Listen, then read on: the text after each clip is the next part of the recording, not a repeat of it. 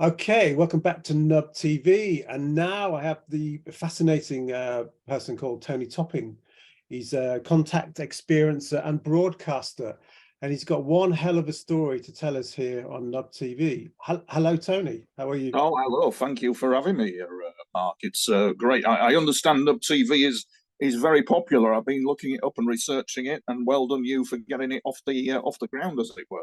Oh, thank you. I mean, this is my kind of passion, really. I've been doing music all my life, but what I always wanted to do a show, a bit like Arthur C. Clarke's Mysterious World, getting people into these subjects which mainstream media doesn't really cover. Yeah. So, I've heard your story, and it's quite harrowing, some of it. Yes. So, thank you for coming on. I mean, when did it Right. all begin? When did it all begin for you?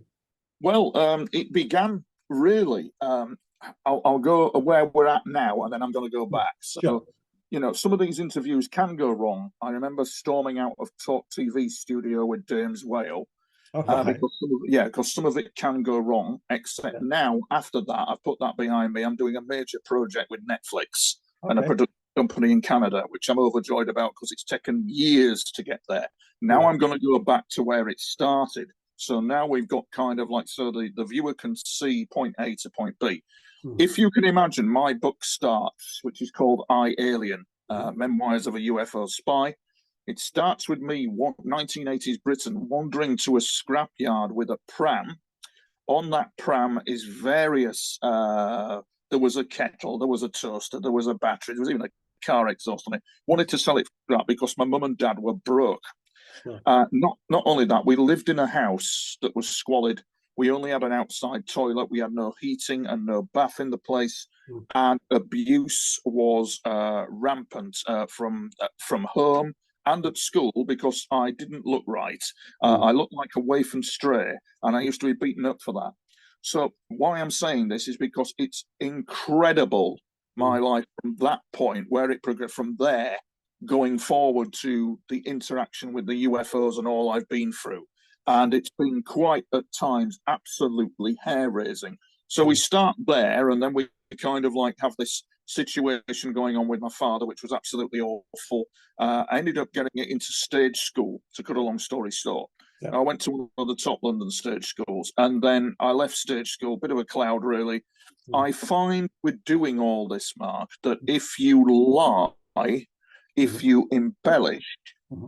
the public will not respect you. They'll know. Hmm. They'll know. Sure. But if you report what you see and that kind of thing and be straight with people, and if you don't know, you don't know. For example, do we know how the ETs show me how UFOs work? No, they didn't. I don't know that one. Hmm. So it's best to say that you don't know, and I find that you do get the respect of the public in that way. And I think that you're walking down a very dangerous track if you start saying you're the ambassador to the aliens. You're setting up the meeting on the beach or wherever. We're in Southport at the moment, so Okay. these are not. I've found that the key to my success is being absolutely straight with people Yeah. on things, and that helps. Went to state school, returned back to Yorkshire, and ended up in 1999. Hmm. A UFO came in over my house and illuminated a television antenna, and that's how it all began.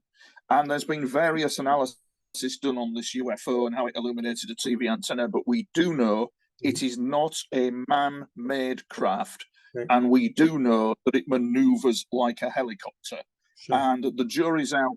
The jury's out. Some visual analysts have said that it's picked up car headlights illuminating it. A professor in Mexico has said it's discharging static along the TV antenna. Hmm. I found it to be the foundation of my book. It's not doing anything like that. It's establishing communication, not in this point in history, but bizarrely in a future time frame. Hmm. So that's kind of like the UFO overflights began over the house. I began being followed. That was extremely bizarre. Unmarked helicopters, an actual incident with a UFO and a helicopter over my house. So And this is just going back, these unmarked helicopters, presumably they're not yeah, extraterrestrial, they're government no, departments. no, no. No, these are unmarked helicopters, and one of these unmarked helicopters got buzzed by one of these UFOs. Oh, wow. So it took me, Hmm. excuse me, it took me years and years to understand what was going on.